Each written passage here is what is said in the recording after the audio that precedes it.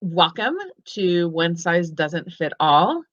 We're talking today about business plans. And so often people get so sidetracked and hung up on business plans, we thought nothing better than to do a webinar and talk to you about business plans.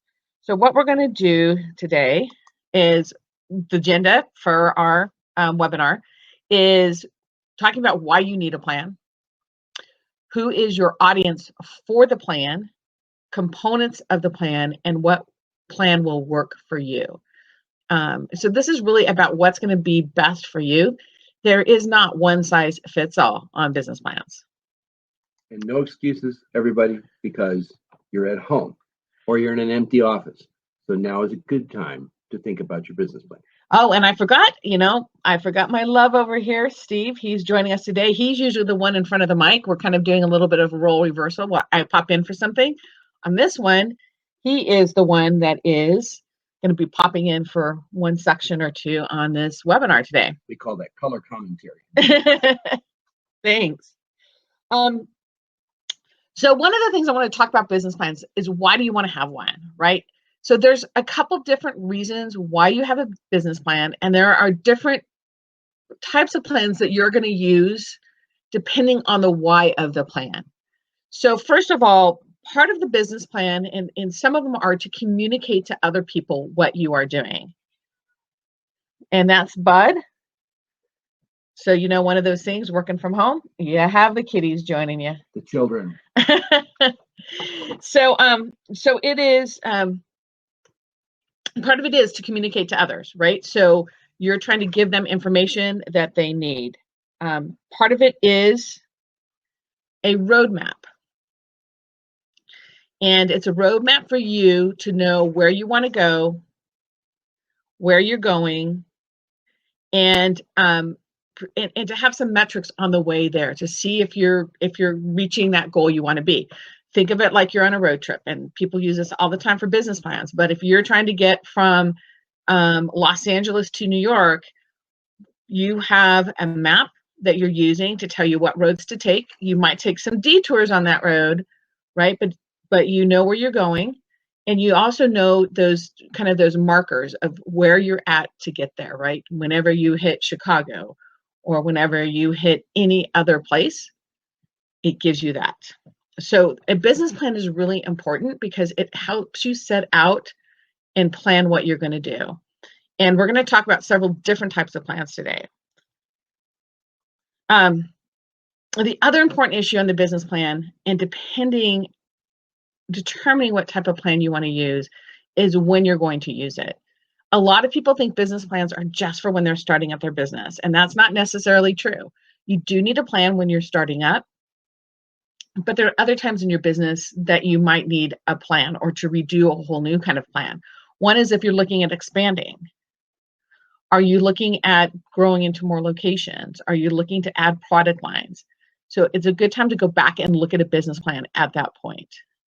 The other thing you should think about is business plans should be done or looked at all the time. It should be a document that is not created and just goes, into some vault or up on a shelf somewhere that you never look at again. Steve's over here laughing because that's what a lot of people. Working document. Right. It should be a working document, which means you should be really addressing it at least once a year, if not more. You should be using it, but really kind of re-examining the different parts of it at least once a year. And then who's your plan for?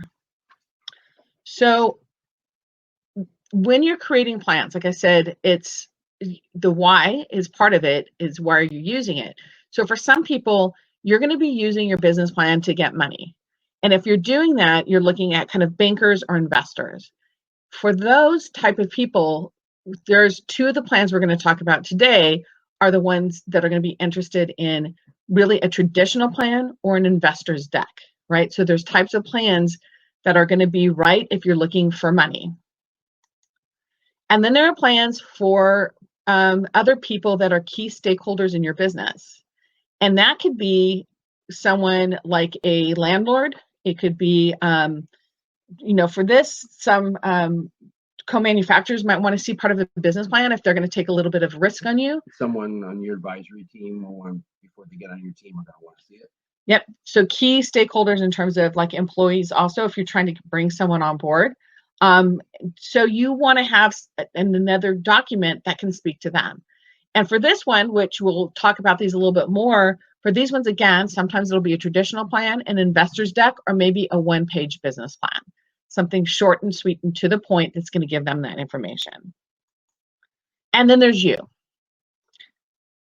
So you are, Steve keeps making noises while I keep looking over. So, and then there's you. And you, the business plan that's going to create for you, the best one is going to be the one that works for you, right? So some people are really creative and they want to have these creative plans that that kind of sparks their interest, sparks their mind, gets them going. And that's how they think. They think in pictures, they think visually. And then there's other people who are very linear, right? And they're really good writers and they want something that's kind of really written out, bullet pointed, those numbers down there. So when you look at the business plan for you, you need to make sure it's a plan that is going to work for you. So the best plan for you is the one that you're going to use, right? And so we're going to talk about different ones, and part of them visual that you would never ever take to a bank. They would kind of laugh at you, but they might work for you to get you accomplished what you want to get accomplished. And if you haven't looked at your business plan in the last year, it doesn't work for you. Very true. Figure that out. So really, when you're looking at a business plan, there are 4 key things that you want to keep in mind, and all business plans should have these incorporated in some way or another. And when we get to the last part with the money, it's going to usually be a little bit of a separate document. So we'll talk about that too in this part. But I always call it's your product and your 3 M's. So first of all, any business to be successful, you have to have a great product, right? That's why you're in business. And you want to address that in your business plan also. You want to address your product, right? What is it that makes it unique? What is it that why are people going to buy from you? What gives you that advantage over the other salsas that are sitting, in the cooler, or the other sauces that are on the shelf, or the other soaps that are in the store? What makes yours unique? And so you need to have a really good product. And in your plan, you should have that kind of spelled out a little bit, why your product or products are very, very unique. The next part that you need to have in your business plan is really your marketing. And when you look at some of them, like the Living Business Plan that I developed, I don't have a section in there that says marketing. But what I have is, how are you communicating with your customers? So that's what you want to think about on the marketing part of it. How are you communicating with your customers? How are they going to know you're there? Trust me, if you build it, they're not going to just come. I really have a hard time with that one too. But you have to have a plan in place. So what is your marketing plan? How are you reaching your customers? Where are they at? You want to look at all of those different elements, and that needs to be in each and every plan. The next part is your management. So you need to make sure that you have all your ducks in a row and that they're ready to go. And that management part means who's on your team, right? So do you have somebody that knows finances? Do you have somebody that knows marketing? Now, it might just be you at this point that is the only employee, but do you have people you can turn to, or experts, right? So the management part might be your CPA or a friend of yours that does bookkeeping that's kind of there to help support you, but they're on your team. The management part also means, how are you going to continue to operate so you get your product? For most of you, it's from the kitchen to your consumer. And how is that process going to go? Right? So what do you need to do for manufacturing? What do you need to do to get it into stores? What do you need to do to set things up to sell, like at a farmer's market, or to do any kind of demonstration? How do you make sure your labels get on? How do you make sure you're compliant? So you need that portion also. And then you need the money. The money. The what? The money. Yes, the money. Got to have the money.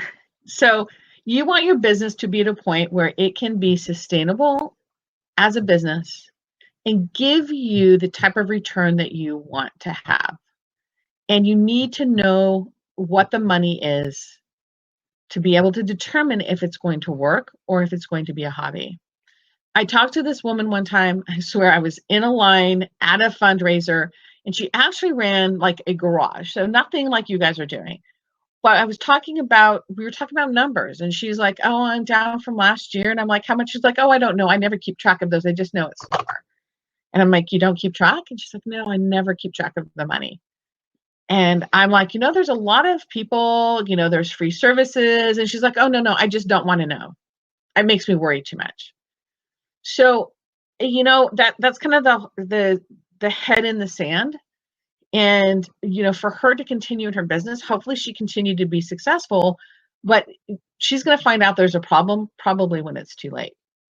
I think most CPG entrepreneurs, if you look at the 4 legs, they basically, it gets increasingly harder for them the more you go down the list. So product is easy because you have passion, you've created it, you're enthusiastic, all this wonderful stuff. Marketing, I'm going to do the farmer's market, and I'm going to do sampling, and I'm going to do stores, whatever. It begins to tighten up at management. So other than me and maybe family members, how is this going to work?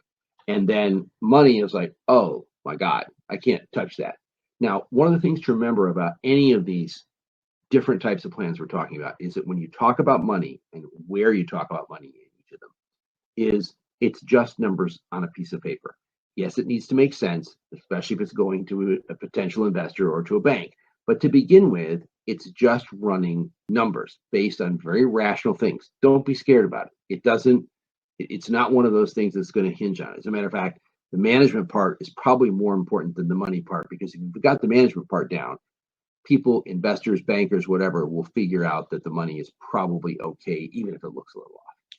Yeah, and then the one thing to keep in mind with the money is it's a good time, especially if you're going back to where you're at in your business. So when you're doing this, if you're at the beginning stages of your business or you're just in the planning stages, that's when you find out that maybe your business model isn't going to work and you need to change it a little bit.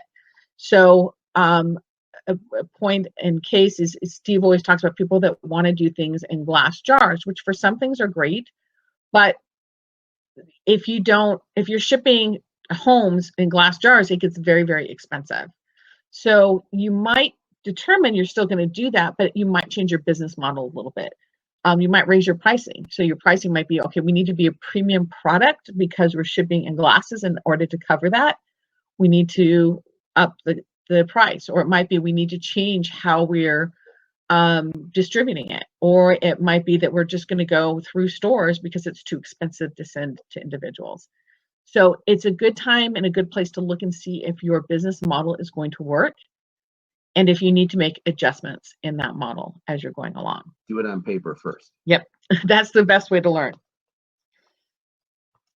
So we're going to talk about a couple different plans today. We're going to start with the most simple plans and then go to the more formal, because the more simple plans are ones you can do and they don't necessarily always take a lot of energy and a lot of time, but it's a way to get your thoughts and ideas out of your brain and into pictures.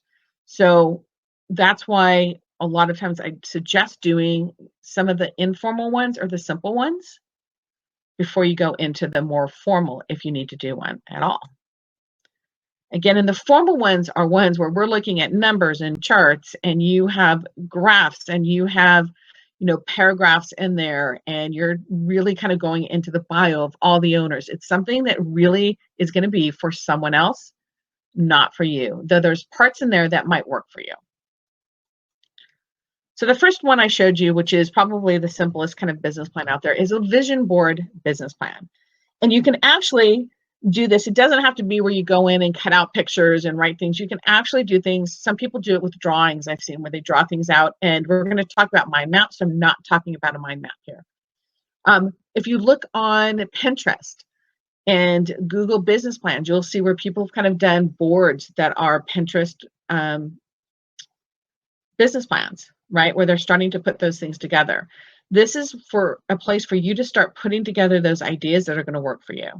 So if you're opening a coffee shop, you might go through and look at some of those ones on, the machines you're going to kind of get, the type of people you're going to hire, what your cafe might look like. So think it's a good place to start getting the ideas you have in your head and that visual idea you think it'll look like down on paper somewhere. And then there is a more formal type of a simple business plan, which is a one-page business plan. And this is a template I pulled up that HubSpot has for free. There's also a book called The One-Page Business Plan that is also very good. These are ways for you to, again, get your ideas out of your brain and onto paper. But this is also a good type of plan to use if you're going to be talking to people that are you're looking for funding and investors, if you're looking again for landlord. So it's very simple, but it has a lot more detail in it, and it's a lot more actionable for other people, where a vision plan is not.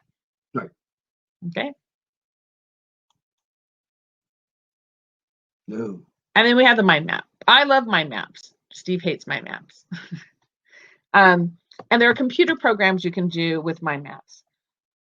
But what you would do here is you take the different areas. And this one, they took the different areas of a regular business plan and plotted it out, right? And you can do that.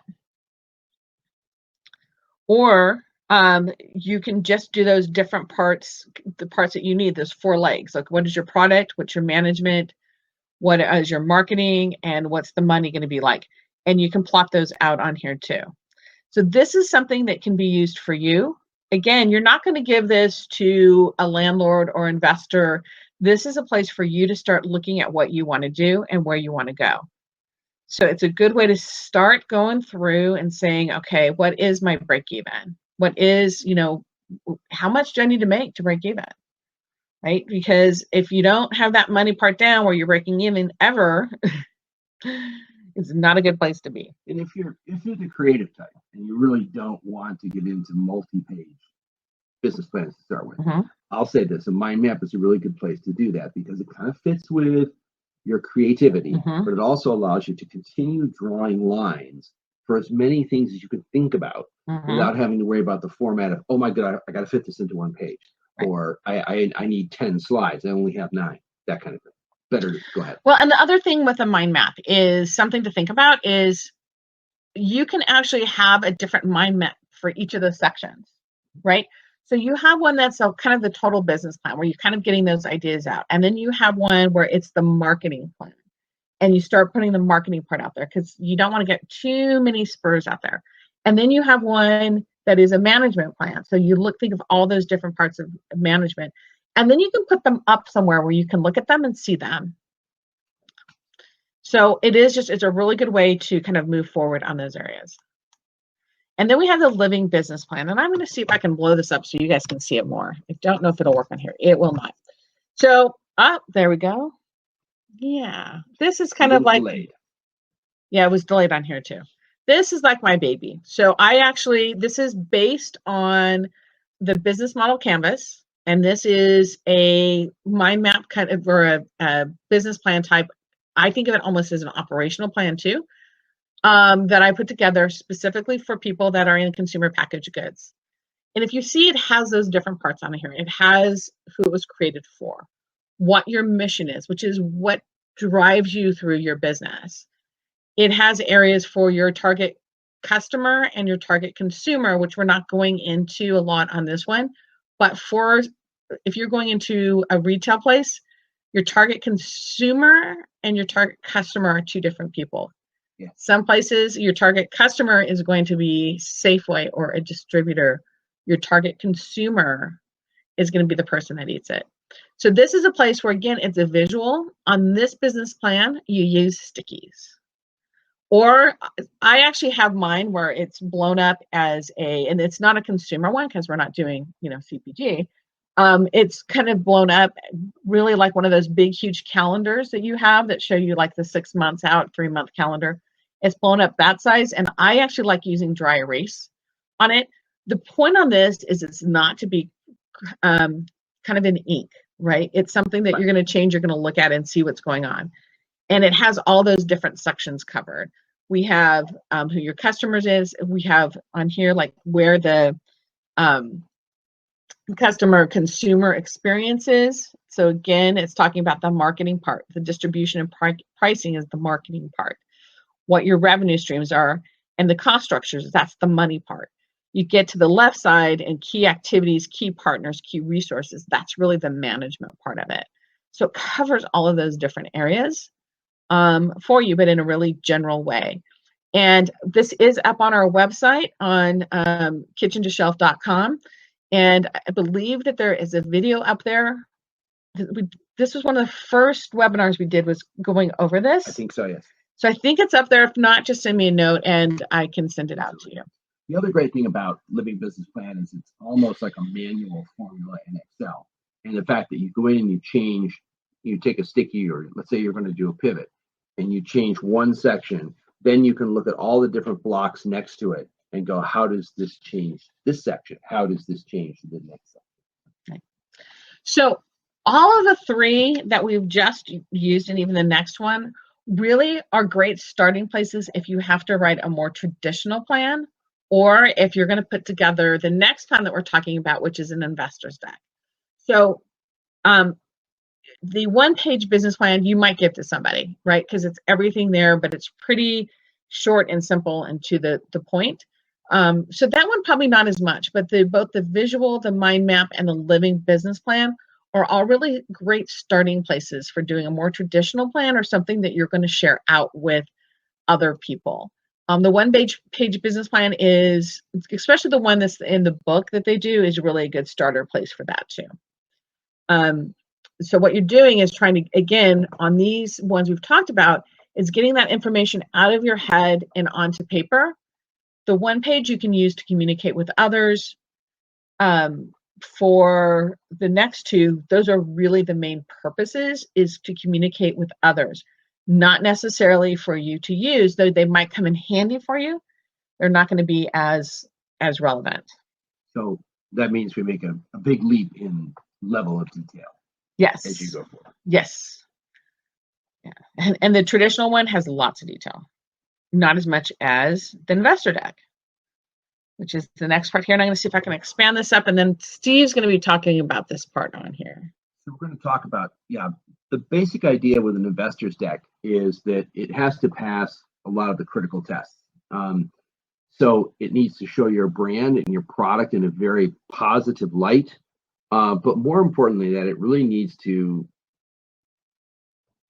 talk about the validation of what you're doing, right? Because you're moving from friends, family, people who like the taste of the food at the farmer's market, to people who are serious about dealing with money. And so you have certain elements that go into it. And I always like to start off with, you talk about, you need to have your logo and your name, and then you do some pretty pictures, lifestyle pictures or whatever else, and then you do, other things. But basically, you start talking about I call it the worldview. And the worldview is, we're in food, or we're in health and beauty aids, or whatever. What's going on in that world right now? What's happening? And maybe, COVID-19 aside or whatever, what are the trends? And then where are we within that trend? How big is the opportunity for us? What can we do? What have you done already? In other words, how many do you sell at a farmer's market for the week? How many are you selling in a co-op or selling in a store? Those kind of things. To begin to put some type of parameter around the performance of the product. Then you talk about what you want to do, because the investor's deck is not about funding your business today. It's about talking about funding your growing business. And you need to have a pro forma budget, which means it's important when you ask for, let's just say, $200,000, not a large amount, but the investor wants to know what you're going to do with the $200,000. And the answer should not be taking a trip to Aruba. So you want to have that on there to say, this is what we can do. And by the way, this $200,000, based on what we've already talked about in terms of our performance, can net maybe $1 million in sales or whatever. The other important point is, as Deborah mentioned before with the other business plans, is marketing, how you're going to do that. That's very important. Your management and team page is super important. I actually had a discussion with an investor last week, and he told me, he said, when I get a deck or I go to a meeting, the first thing I do is I look at the management team. Because if the management team is good, it means that the person has already presented all this stuff to them. They've vetted it out. I don't need to vet it out as much. I can begin to listen much more relaxed. And then, of course, you always want to do a thank you, something for them to remember. Yeah, so this one is really, again, it's communicating. So you're going to use this normally when you're growing your business. Some do startups if they're looking for money right at the very, very beginning. But for most CPG firms, you're out there selling at farmers markets, doing those a little bit on a shoestring before you start going out after the money. So this one comes along later. Again, going back to, looking at, why you're doing it and who you're doing it for and when you're doing it. So this one is really when you're looking at growing your business. You're doing it for people that are going to hopefully give you some money, or and you're doing it when you're in that growth stage. So, but remember, the investor's deck is also a useful tool before you need any investors. Yes, because it gets to the level of detail. And right. When you make changes, it's very easy to make a change in the living business plan. It's easy to change the mind map. Okay, but when you change those things and you have an investor's deck, you go, oh, I need to update the investor's deck. Then all of a sudden you have to get to the level of detail of what we're doing mean, right, and how is that going to change my financials and all the rest of it. And then we're going to go on to the traditional plan. Now, the traditional plan, multi-pages. Yes. I've seen them like 80 pages long before. So, and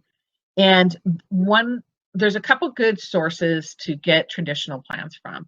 And basically it is one of the best ones I've seen is SCORE. They have a business plan template.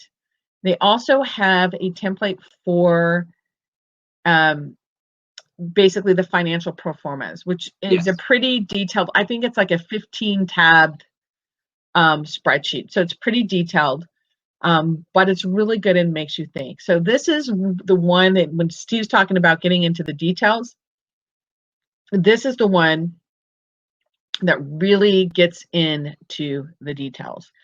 And these are the sections that you're normally going to have in a traditional plan. You're going to have the executive summary, but by the way, you do this at the end because it's a summary of everything else, even though it's the beginning of the plan. You're going to have, and this is why I say this is for other people, company descriptions, products and services, your marketing plan, your operational plan, your management and organization, your personal financial statement, your financial history and analysis, your financial plan, and then any additional information like appendices. And that part of it, like if you were doing a restaurant, it would be your menus. If you were, it could be sampling kind of things that you're going to be doing. So it's kind of like this additional stuff. And then you go back and write the executive summary. I'm not a huge fan of the traditional plan unless, even though I taught this for 3 years, so I was able to change it up. I'm not a real huge fan of these. The first business plan I wrote, was 25 years ago when we were starting Essex Marketing and Fulfillment. And so Steve, he put it in front of me to write the business plan. And I literally got this template that had all this stuff in it, like where were we on the business growth cycle. I'm like, I don't know, we're a fulfillment company. It was, and I've also known with people, I had people that took my class that basically spent $10,000 to $15,000 to have someone create a business plan for them. And that didn't work on so many different levels. She was taking a business planning class because it meant nothing to them. It was good for bankers, right? And he was an attorney, so he liked it. But for them to use as a matrix, for them to use as a plan on how they were moving forward in their business, useless. On the other hand, I do know people that think very linear, kind of, what am I thinking of? Linear, thank you. Linear. And for them, sometimes this works really well, right? Because they know that's how they think. They think in bullet points, they think in this way. So they go through and they do this, and it's a really good exercise for them. And that's why I say the plan that works for you is the one that is the right plan. because for me, this would not work at all. For Steve, this would not really work at all. No. But I have friends of mine that this would work really, really well for, and some family members. Mine, for me, again, partly because I developed, I love the living business plan. And then I like the investor's deck because I also think in PowerPoint a lot. It's kind of concise, to the point. What do you want to get across? Yeah. Steve? So it's one of those things that I think, at least among startup CPG and growing, scaling companies, traditional plan has fallen a little bit out of favor. And it's more or less because a lot of people who are involved in either angel funding or in first round seed funding, whatever, are really not going to get to that level of detail, because first of all, they know a lot of it is just forecast anyway, and anybody can write elements into a forecast to make it work. And so what we want to do is we want to see, more of the conceptual, right? A lot more of the team. Can we make this work? Can we pivot? Can we do all these things that are flexible? And the traditional plan speaks to the inflexible. That's really what it does. So, and these are the ones that usually become the tomes that kind of sit, up on a shelf somewhere, which is, I don't ever know what happened to that one business plan. Yeah. It's like, I did finish it and I felt like it was a total waste of my time. And it did make me think on some stuff. So part of it was really good because it made me think and ask these questions. But for the rest of it, it was almost like something that is, because as soon as you make a plan, right, it changes, right? They talk about plans in battle. As soon as you, as soon as the first shot is fired, all the plans go away. Right. And so people then, why do you do that? Because you kind of have an idea and a cohesive what you can do, and so it gives you some guidelines to function around. And what's really good about the other ones, and what I love about the living business plan, is the fact that you can actually change the stickies, right? You can go through, as you're going through, you can go and address it and say, you know what, we have actually a new consumer we didn't think about. It ends up that there's this whole set of young moms that love our product, and that's not who we were gearing it towards. Or so you want to think about, when you do that, it allows you to make those changes quickly and on the go type of thing. So which plan is right for you? Again, it depends on why are you creating the plan, right? Are you creating it for yourself? Are you creating it for key stakeholders? Are you creating it for investors? Who are you creating it for? It depends on what stage your business is in, right? Are you in a growth stage where you're going out and you're looking for funding? Are you in a growth stage where you're trying to figure out, if I do this, what will happen to the rest of my business, right? And then who are you creating it for?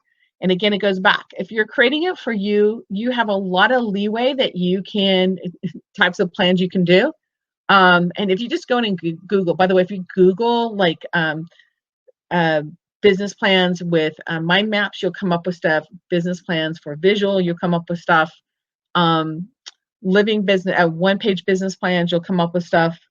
The one is the business model canvas, which I've based ours on. So right. And there's a lean one.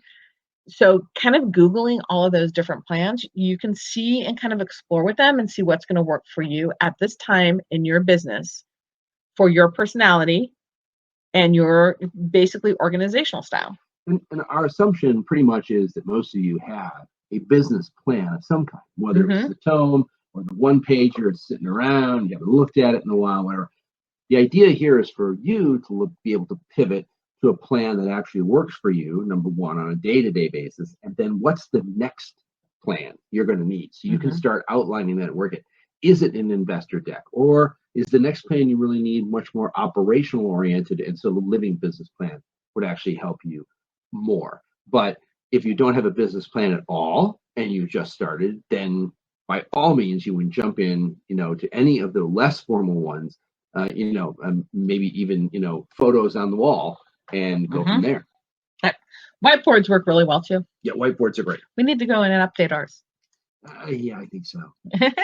So question, we had a text question, which was, I'm currently in a restaurant kitchen. They are friends.